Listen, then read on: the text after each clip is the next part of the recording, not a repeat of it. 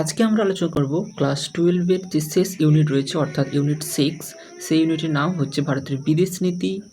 এই ইউনিটের একটা ছোট্ট অংশ রয়েছে যেটি হচ্ছে ভারতের পরমাণু নীতি বা নিউক্লিয়ার পলিসি অফ ইন্ডিয়া।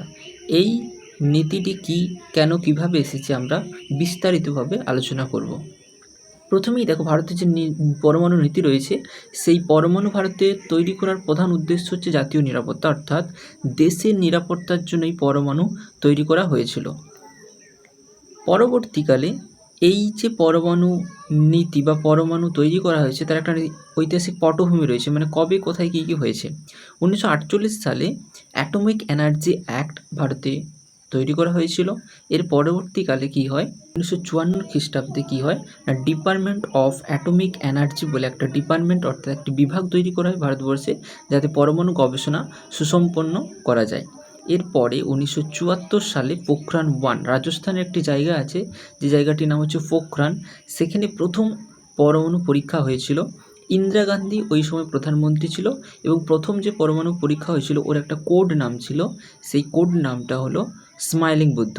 তার পরবর্তীকালে আবার 1998 খ্রিস্টাব্দে রাজস্থানের ওই পোখরান নামক স্থানে কি হয় না, দ্বিতীয়বার পরমাণু বোম পরীক্ষা করা হয়, যেভাবে 5টি পরমাণু পরীক্ষা করা হয়েছিল।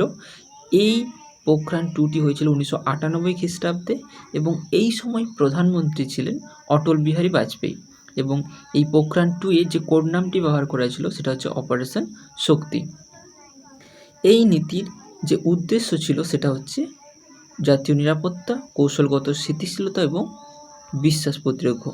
মূল বৈশিষ্ট্য কি পরমাণু নীতির না, পরমাণু নীতির মূল বৈশিষ্ট্য হচ্ছে credible minimum deterrence, no first use আর ম্যাসিভ রিটালিয়েশন। এটা আমরা এক এক করে আলোচনা করছি। দেখো, নো ফার্স্ট ইউজ মানে প্রথমে ব্যবহার নয়, অর্থাৎ কোনো দেশ যদি ভারতের উপর পরমাণু হামলা না করে তাহলে প্রথম ভারত পরমাণু ব্যবহার করবে না যতক্ষণ না অন্য কোনো দেশ ভারতের উপর পরমাণু হামলা করছে, যদিও এটা নিয়ে অনেক বিতর্ক রয়েছে।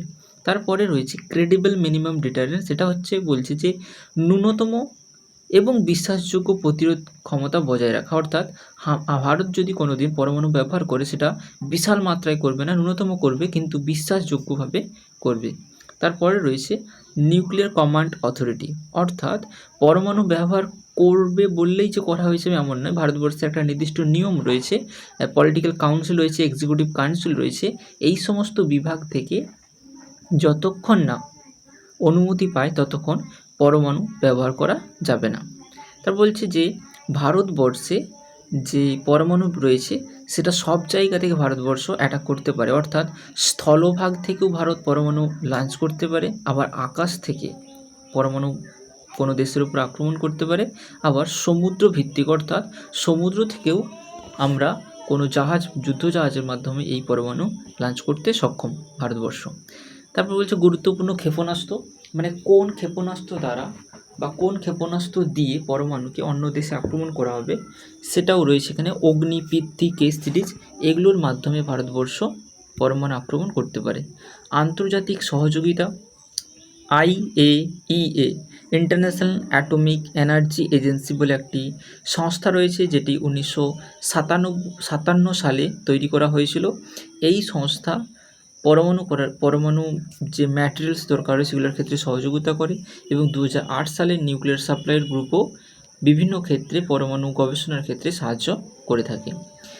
এই ভারতের যে পরমাণু রয়েছে, এই পরমাণুর ক্ষেত্রে ভারতের সাফল্য কী না, ভারতের সাফল্য হলো এই পরমাণু থাকার ফলে জাতীয় নিরাপত্তা অনেকটাই বৃদ্ধি পেয়েছে এবং ব্যয় ও অস্ত্র প্রতিযোগিতা নিয়ে বিতর্ক।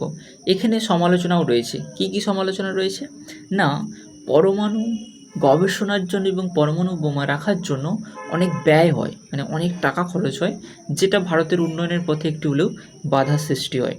এবং অস্ত্র প্রতিযোগিতা নিয়ে বিতর্কটা কি না, ভারত যেহেতু পরমাণু তৈরি করে ফেলছে তাই পাকিস্তানও পরবর্তীকালে পরমাণু তৈরি করে ফেলছে, ফলে পরমাণু বোমা নিয়ে বা অস্ত্র নিয়ে একটা প্রতিযোগিতা চলছে, ফলে পরমাণু বোমা বেড়েই চলছে। এর ফলে ভবিষ্যতে নিরাপত্তার সংকট দেখা দিতে পারে। শেষে বলছি যে দায়িত্বশীল ও প্রতিরোধমূলক পরমাণু নীতি, অর্থাৎ শুধুমাত্র ভারতবর্ষে যে পরমাণু রয়েছে এমন নয়, ভারতবর্ষ একটি দায়িত্বশীল দেশ এবং এই দেশে যারা নেতৃত্ববৃন্দ রয়েছে তারা অত্যন্ত সচেতন এবং অত্যন্ত শিক্ষিত, যারা খুবই দায়িত্ব সহকারে সেই পরমাণুকে সংরক্ষণ করে রেখেছে এবং যাতে এই পরমাণু অত সহজে ব্যবহার না হয় বা কারোর কোনো ক্ষতি না করে তার জন্য ব্যবস্থা করা হয়েছে।